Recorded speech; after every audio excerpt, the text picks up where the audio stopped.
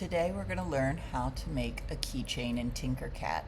First thing you're going to do is sign into Tinkercad, and when you get to your dashboard you're going to click Create and choose 3D Design. When you open up your work plane, you're going to come up and you're going to name it your name and keychain. Make sure it has your name because I will not print it if it doesn't have your name because I won't know who it belongs to. Next step is to decide on the base for our keychain. You can use any shape that has a flat top and a flat bottom. So you could use the cube, you could use the cylinder. If you scroll down a little, you could use the polygon. You can use the yellow star, you can use the heart, and you could technically use the dice. Do not use the diamond because although it looks flat on the top, it has a pointed bottom and it won't print correctly. I'm going to choose the polygon. I'm going to put it out on my work plane, and I can choose a color. Keep in mind, the color is not necessarily the color it will print in. It's just whatever color you want to see on the screen. My next step is to grab a corner square. I'm going to hold down Shift, and I'm going to stretch it out until it gets to be around 60 or 70. I know, 6, 7 jokes. You're all going to giggle. The polygon is not going to have the same number for each side. That's okay. And I'm going to take it, and once I have it as large as I want it, I'm going to grab my top square. This one I want to bring down to 3 millimeters. That's how thick we want it to be.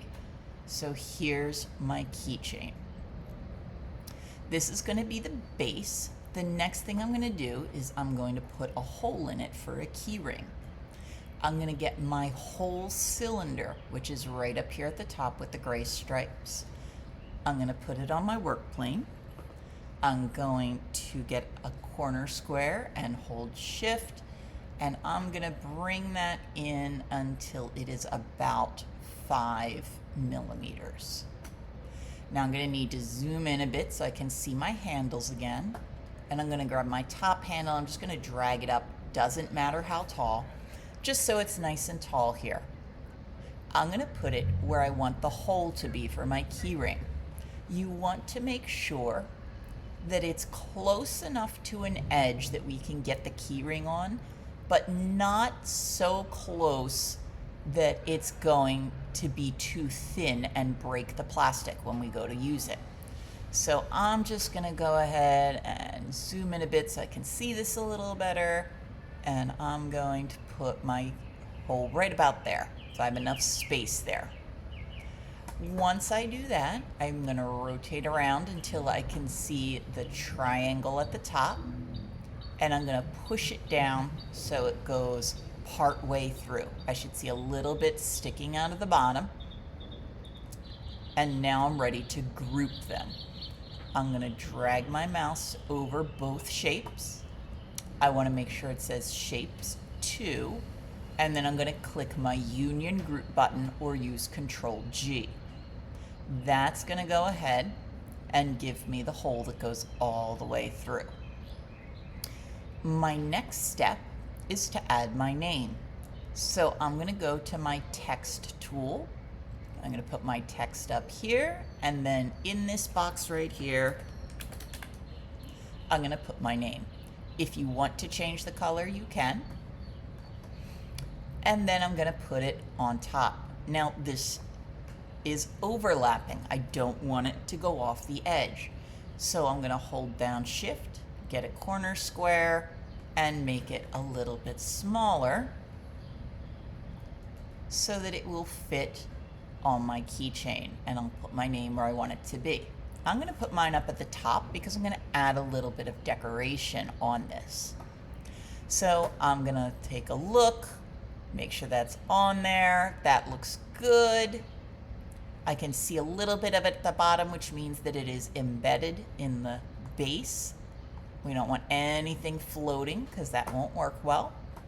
So now I'm going to add some decoration. I'm going to come down. I think I'm going to put a star on here. I'll put my star there, maybe a heart.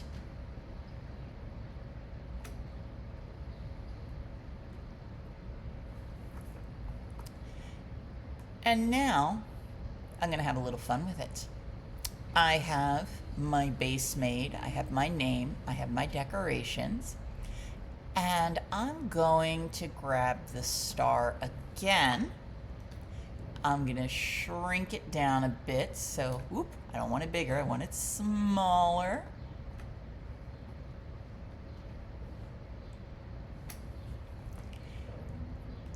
We're going to go very tiny here. And then I'm going to make it nice and tall like this. I'm going to turn it into a hole. And I'm going to duplicate it. I'm going to take one of them. I'm going to put it maybe here. Find my triangle. Bring it down. Duplicate this one again. I'm going to put it here. Bring it down. And maybe I'll do one more. Where am I going to put this one? I'm going to put this one. Is it going to fit right there? I think it'll fit there. Oh yeah, that'll fit.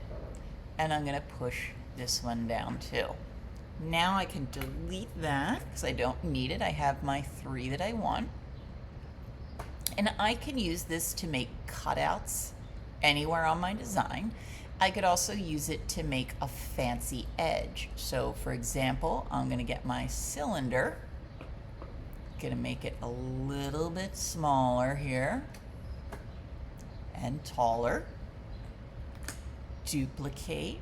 Oops, didn't want to stretch that. I'm going to put one there.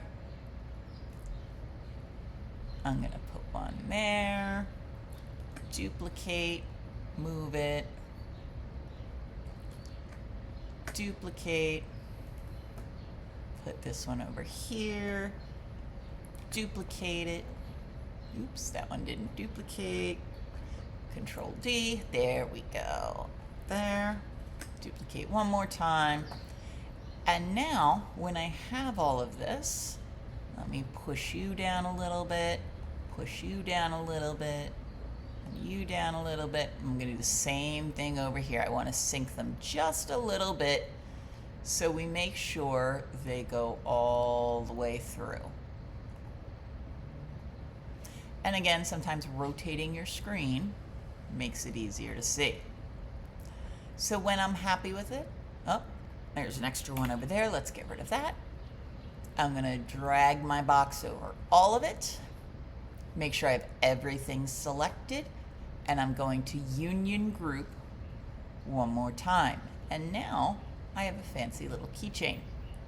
So again, if I want to see my colors, I can come up here, go to where it says multicolor and turn it on, and that'll give me my colors.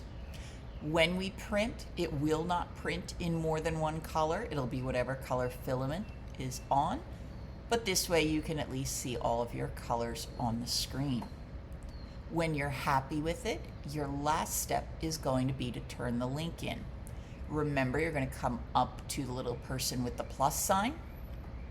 You're going to generate new link, copy the link, and then you are going to go turn that link in Google Classroom. Remember that if you make changes to your design, you don't need to get a new link or unsubmit. Those changes will show up automatically.